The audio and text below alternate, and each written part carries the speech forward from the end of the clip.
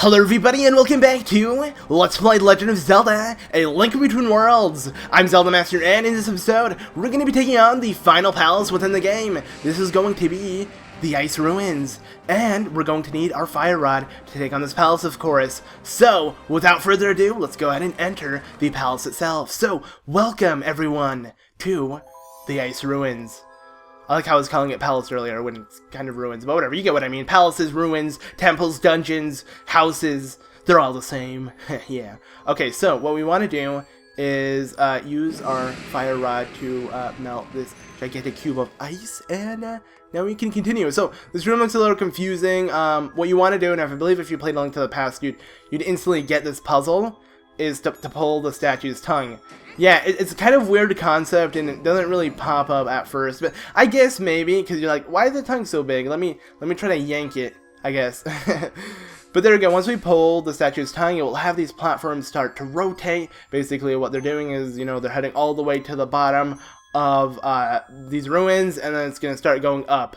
And what you want to do is wait until you make it to B5, and quickly grab this chest that gives you the big key, and continue heading back up on these platforms. So, as you can tell, it introduces you to so many rooms right at the beginning, so it may seem a little confusing, but this palace really isn't that confusing. Though I do see that it should kind of be the final palace within the game, because it's located on Death Mountain, and Turtle Rock was kind of like the final palace in A Link to the Past. Now, granted, Turtle Rock wasn't the final palace in this game, at least I didn't take it on as the final palace, but I feel like this one makes sense because it's also located on Death Mountain.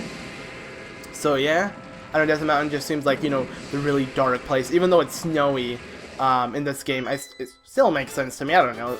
That's just how I see it. You know, I want to take on the final palace in Death Mountain, so I will, and that's what I'm doing right now. So deal with it. Anyways, we went ahead and got ourselves a small key by melting the ice with our fire rod. You may say, wait a second, does the normal fire rod do this? Because, you know, you have the upgrade fire rod. Well, yes.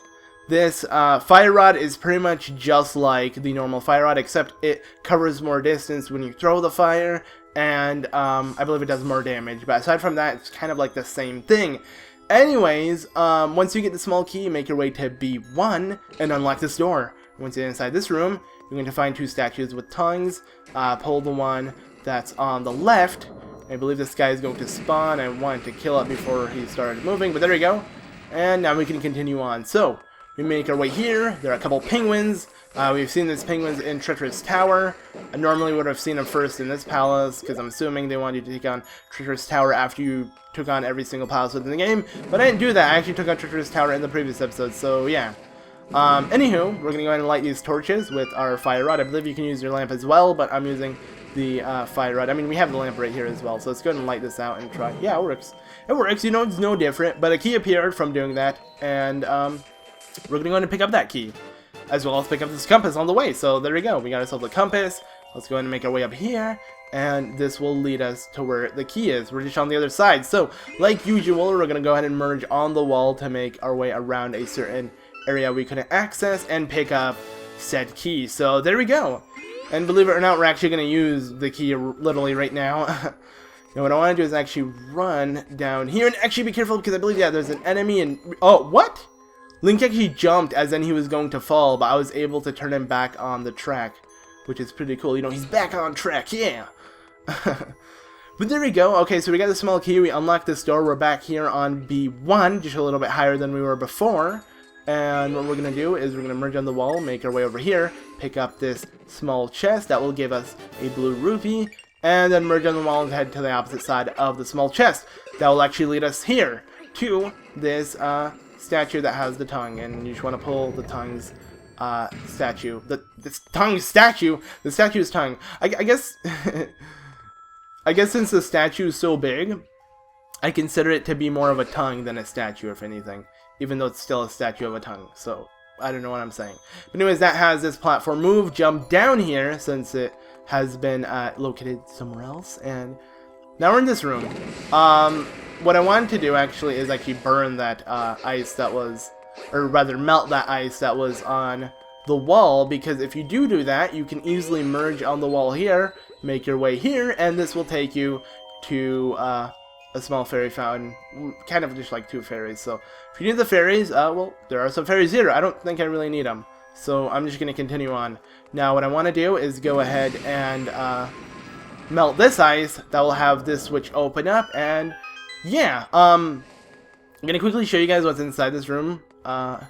And what's inside of it is this gigantic empty thing of ness. Yeah, sort of freaky. We're actually going to head to that in just a second. I just want to see what this room takes us to. Okay, this takes us back to B2. Well, technically it's still on B2, but back to where the platforms were. But anyways, you know that room I was just talking about that pretty much has nothing but a gigantic gap in the middle? Well, we're actually going to jump in it and take a leap of faith. Yes, this leap of faith took us to, you know, some more platforms. So we're safe, guys. We're safe. Don't worry about it. Anyways, yeah. There are these switches over here. You actually want to grab a bomb and throw it on, those switches. Now, luckily, oops, I didn't mean to take out the boom. Luckily, I do have the bomb, or I do have my own bombs. Normally, what they do is they supply certain items for you within palaces, and whoa, that was crazy lag for some reason. Like, I didn't know this actually lagged like that at times, but, yeah, let's say, like, this puzzle right here. The only way to get this chest is with bombs, and since you might not have bombs, because you only need the fire rod to take on this palace, they'll have some enemies supply the bombs for you, kind of like this enemy right here. But since I had bombs on me, instead of actually struggling to try to hit those switches with the bombs it drops, I used my own bombs and was able to get that 100 rupees, so yeah.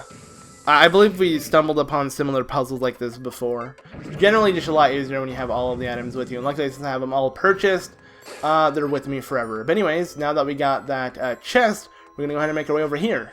Pretty cool how this palace works. There is a volcano under us, but I believe since we're so high up, these parts of the ruins haven't melted yet. I don't know. It doesn't honestly make any sense. I actually want to jump off there, so thank you, One-Eyed Bat, for that.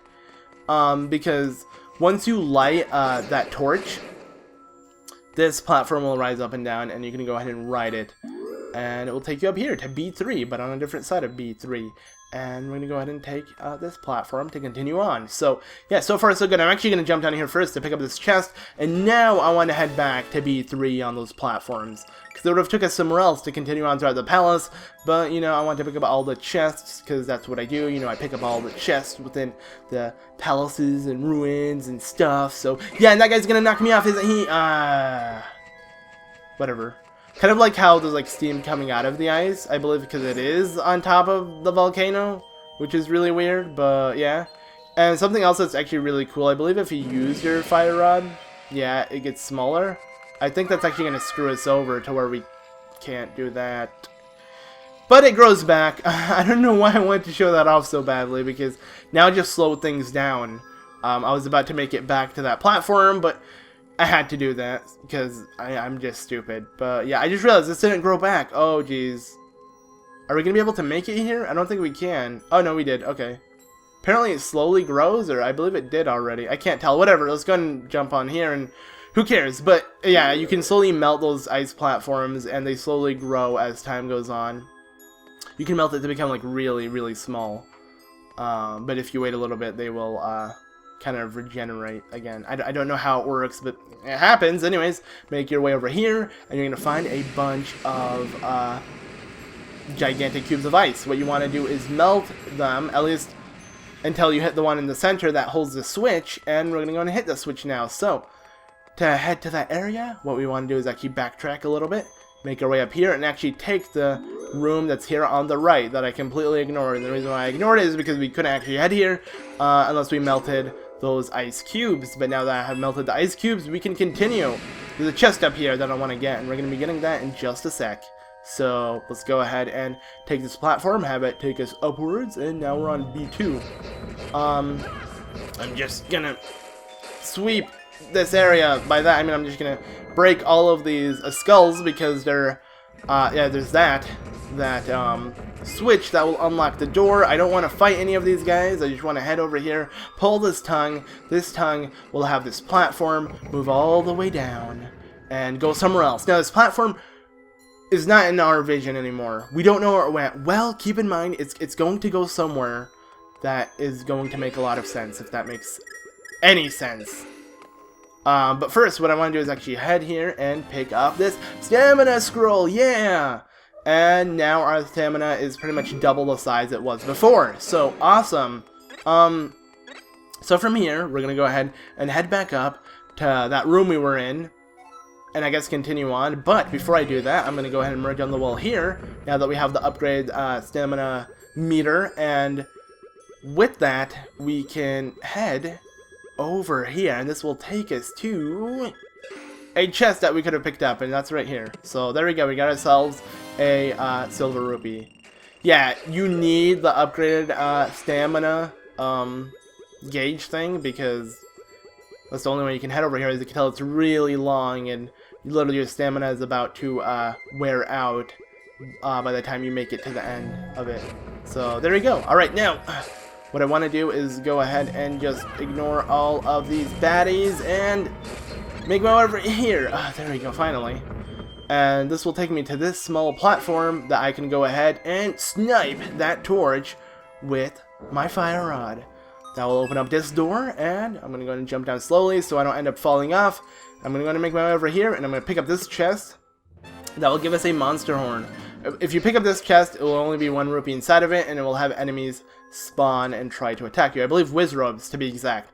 So I'm not going to do that. I don't need to. But remember that platform that I said that wasn't in our sight right before we got the stamina upgrade thing? Well, it actually moved over, not here. This is the room that we were in where we got it, and the platform is over there after pulling that tongue. Well, it actually moved all the way up here. Yeah. And now we can head here and pull the tongue of this statue, and that will have the switch go further down. So there you go. That has to be the most confusing part within the palace, because you don't know where that platform goes. And when you re-enter this room, you're like, oh, I can actually do something else instead of, you know, take that huge leap of faith that I did earlier.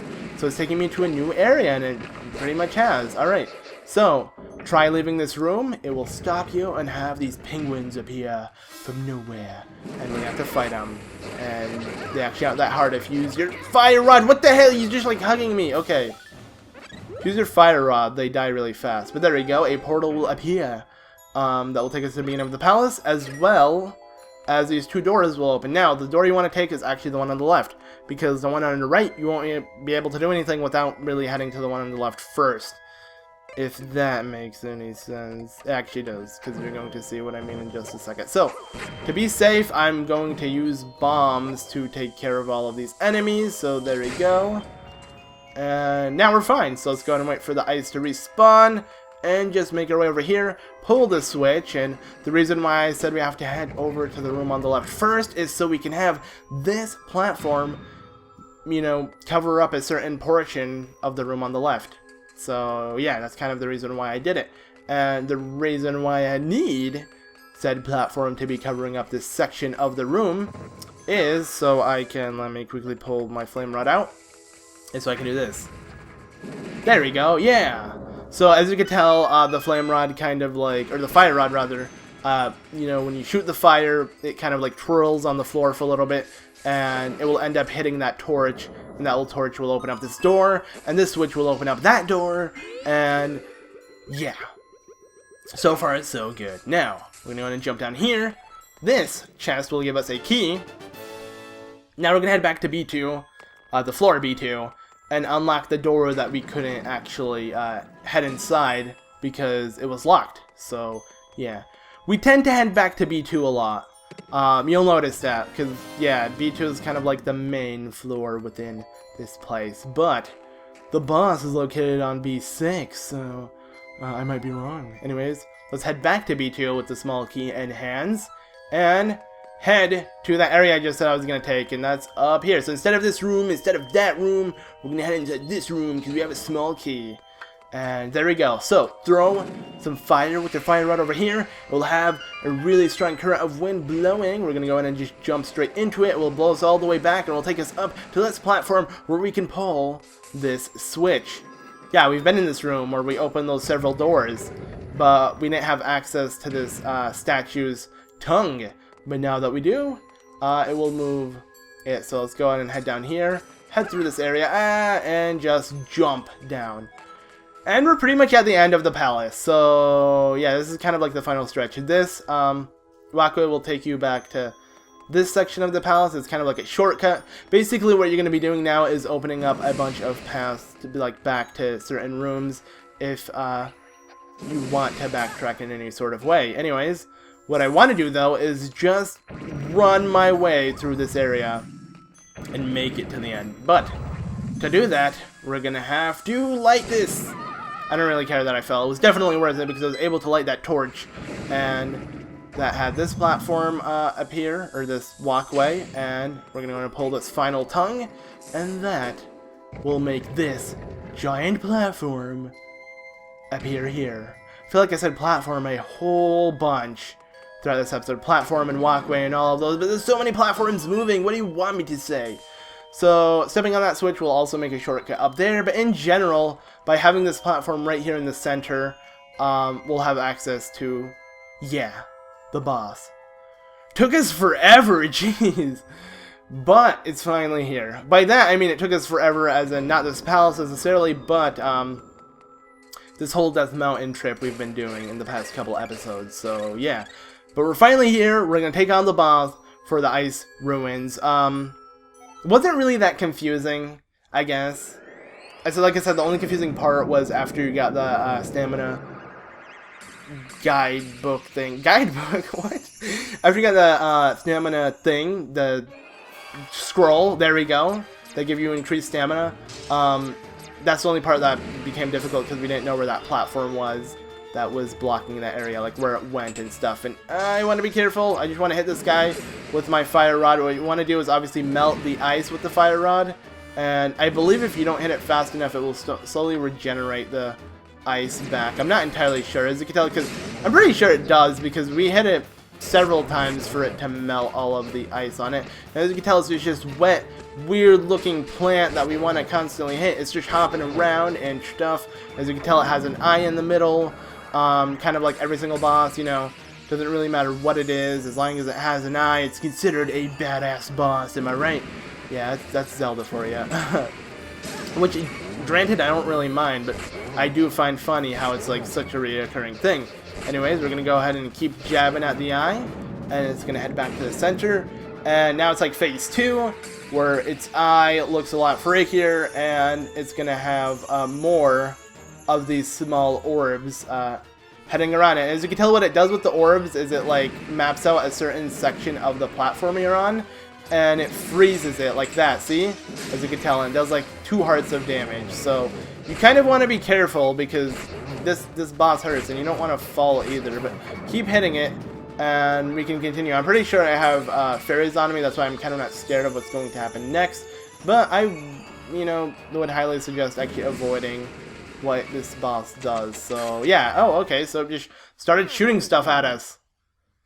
Well, that happened, but whatever, we got ourselves a fairy on us, so we're all good, we're all fine.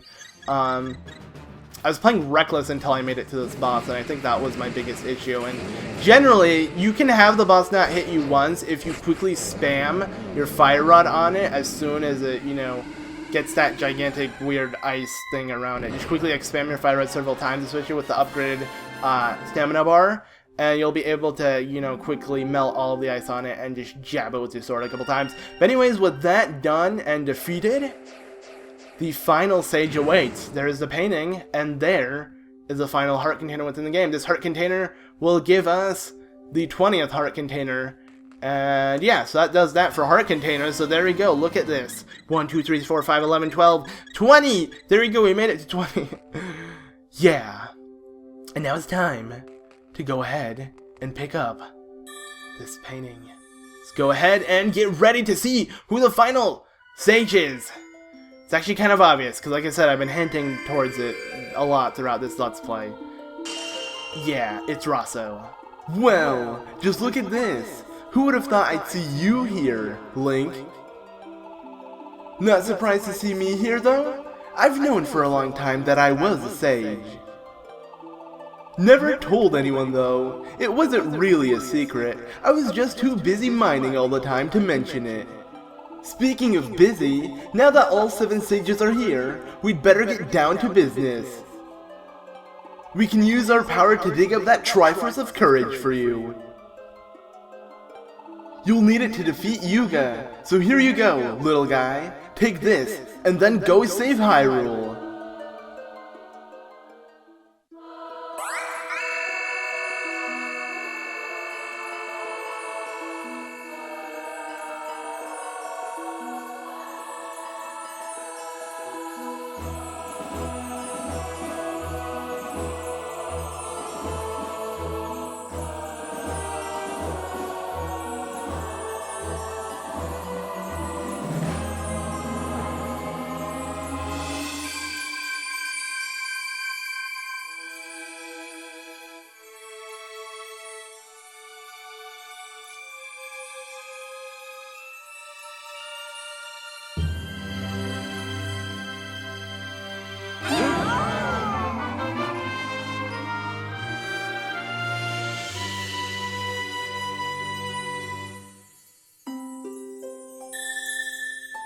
And there it is, everybody! The Triforce of Courage! It's time to head up these stairs and obtain it. So, here are all the sages. They're waiting for us, and they have stairs that will lead us to it. So, let's go ahead and head up. I'm actually going to talk to all these sages, so let's see what Princess Oren has to say. You have my undying gratitude, young hero. You are truly among the very best of your people. Now there is more for you to do. If I am to get back home to my people, the Zoras are surely worried. Okay, now, what about you, Rosso? You're looking more and more like a hero every step of the way. I couldn't be more proud of you, kid. Okay, so, Impa, I didn't really get to know you that well, but pretty sure I knew you in another lifetime. How's it going? We have placed our full trust in you. Now, onward and upward, save the princess, and save Hyrule. Alright, well, you came in handy throughout this whole Let's Play. I mean, seriously, your broom is better than you, but I'm kidding. See what Irene has to say. Alright, Link. Come back safely, okay? Okay, I was kind of hoping for a really heart-filled, you know, thing, but whatever. I'm just gonna, you know, talk to Osfala. So what's up, dude? Well done. Given all that you've accomplished, it's obvious why fate chose you to be our hero. Honestly, as a sage, I should have seen the greatness within you the very first time we met. Yeah, at least he didn't see himself as the hero anymore. I guess he understands what fate is and all of that, so it's a good thing you confessed, my friend Osfala. Anyways, what about you, Seers? You are Hyrule's greatest hero, so I have begged the gods to favor you, Link. Okay, and now, well, Gulley, the guy who pretty much started our adventure. He's at the top, the one who woke us up to begin the adventure itself, and all of that. So, what's up, Gulley? Wow, I can't believe it, Link. You saved every 7th sage. My papa can't call you lazy anymore. But I bet he will anyways. I bet he will, but you're right. He cannot. Though he will, but he cannot. But he will. Okay, whatever, I'm gonna stop. Alright, so up these stairs lies the Triforce of Courage. So it is time, everybody, to pick it up. Here we go.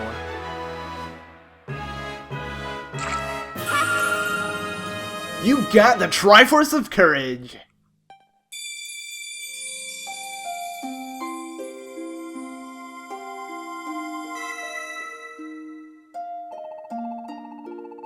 You have claimed the power of the gods, Link. With it, you can stop the return of the Demon King and thwart his evil ambitions. Now, hero, you must take the battle to Lorule Castle. There awaits the Demon King. May you and Princess Zelda survive the terrible trials ahead. Go now, defeat the evil once and for all.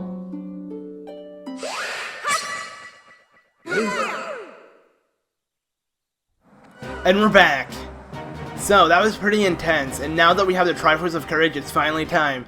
Now, if you look at our gear, we can see that we have everything but one thing. we're missing something. What is that slot? Well, it's something that isn't really that important that I completely forgot about that I'm gonna go ahead and get right now. So, yeah, I don't know why I forgot about it, but look at this. I'm breaking the ice. On ice. Well, I'm not on ice anymore because I just left us out, but you get what I mean. Yeah, so before we head to Lorule and do this whole grand thing, as you can tell, listening to the music, it's different, yes. It's playing a much more epic theme. Once you take on all of the 7 palaces, it starts to play this theme, which is really insane. I love this song so much. It's so crazy and just gets you really hyped up. But like I said, it's something I want to do before I do make it to Lorule Castle and all of that. And that is actually over here. Basically what we need is the golden bee badge thing. It's basically like a bee badge that will have bees not attack us. Like I said, I completely forgot about this. I was gonna get this when I had the money, but I never had the money. Now that I actually have the money, I can buy this, and that's why I kind of said I needed a empty bottle. So we're gonna go ahead and talk to this guy, this mysterious man. He is going to, you know, offer us this golden bee. Now, to actually buy a golden bee within the game, aside from buying it from this weird, shady, mysterious man, is to actually purchase it, I believe, near Turtle Rock. Like over here in Lorule, there's like a shop, like right here. I believe, yeah, the shop is right here in the center of the map. You can purchase it for 9,999. So it's better off to buy it for 888. I don't know. That's just how I see it. So yeah, we pretty much stole it off of him. He does not know what we're gonna get from it. So anyways, wow, Irene's still charging us. Or pretending to charge it and stuff. Yeah, okay, whatever, Irene. What I want to do now is go ahead and make my way back to Kakariko Village and talk to said bee man. So you can give us the special item that I was talking about that will fill up our gear completely. So yeah. Anyways, hello there, stylish woman, blah blah blah. Gave me the kiss, okay, whatever. Comes out, she actually doesn't heal all of your hearts. She only gives you literally 1 heart. So let's say you only had like 1 heart left and you came to her to have her heal you up, she'll only give you 1 heart, so you end up with like 2 hearts at the end of that. So it's kind of useless, especially since she has that whole, you know, bunch of text she says when she sees you and then blows you the kiss. So definitely not worth heading to her. I'd highly suggest looking for a fairy fountain. But anyways, we got the golden bee here on us. Let's go ahead and talk to this guy. So bee guy, hello there. The glowing bee, she's perfect. Buzz. We're gonna go ahead and get ourselves the bee badge. So with this badge, no pesky bees will pester us anymore. Now, with that done, it's time to head to Lorule Castle. So yeah, had to get that out of the way because for some apparent reason I completely forgot about it. But now that we're finally here, we're heading back to our house. We're gonna head to Lorule and we're gonna get ready for this. You know, it's finally time to happen. I feel like I'm coming to conclusions, but it's not really heading anywhere. I'm like, you know, it looks like I'm gonna say in a conclusion, but I'm not really. I'm just like, it's here. It's happening. Yeah. So let's go ahead and make our way up. And it's playing the music again, the Dark World theme from A Link to the Past. It doesn't have that Lorule theme like arrangement they had, you know, with the old Lorule theme. It was kind of like this weird arrangement from like Dark World and like something else. This is actually like the Dark World theme in A Link to the Past, which is really cool. And well, there has been a weather vane that I completely forgot about, and that is the one in front of Lorule's Castle. So yeah, welcome to Lorule's Castle. So in the next episode, I guess it might be the finale. I'm not entirely sure what lies next, but I do know in the next episode we're going to be heading inside Lorule Castle and just die, please. Okay, there you go. And yeah, things are going to go down. So thank you all very much for watching this episode of The Legend of Zelda, A Link Between Worlds. I've been ZeldaMaster. I'll catch you guys in the next one. So stay tuned.